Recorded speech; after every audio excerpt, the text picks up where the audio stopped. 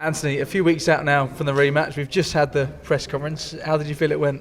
Oh yeah, it was good, man. It was good. A little bit of entertainment. Tunde and Pat were going back and forth. Yeah, man. Just looking forward to the fight now. How do you reflect now on the first fight? Nearly a year since that one. I reflected straight away, to be honest. Initially, I thought I was just coasting. I was just confident I won the fight. At no way, even now after watching it, however many times I've watched it, I still don't feel like I deserve to lose that fight. I still feel like I won it. If there was a winner in the fight, it was me. It was a boring fight. Very, very terrible fight. But again, you learn your lessons. My style is to try not to leave it to the judges.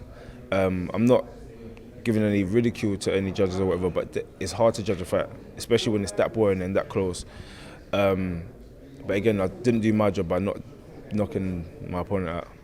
How desperate have you been, therefore, to have this rematch? It's been a while coming now. We thought it might have been earlier this year, but we do have a date now, December the 4th. I always knew it was going to happen. He had a fight. I was nervous for that fight because he had to pull through that fight. I had a fight. I'm always confident within myself. So once them fights were done, I knew the rematch had to happen because there was a rematch clause.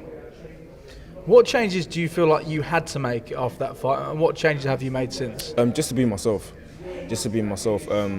One thing I did in that fight as well, as I said, when I started coasting, I've had a lot of, talk in my career about my experience in the ring, going 12 rounds, learning. Again, learning's for the training. But I've learned my lesson, man. I'm not practicing and working on things whilst I'm in the boxing ring.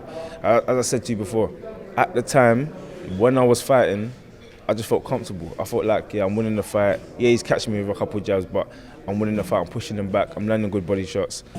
If anyone's landing the effective punches, it's me. At no point did he push me back or hurt me or anything like that. So again, I clearly read the fight wrong at the time. And I just learned my lesson from it. It was a close fight. He won by 1 point on 2 judges' scorecards, and as Tony said, I won by 5 on another judge's scorecard. So it all depends how you're watching the fight. And what condition do you feel like you're in? The fact that you've just had 1 round since that fight, because it was such a devastating knockout when you had that comeback, and you've had difficulties this year, postponements, yes. But just the 1 round.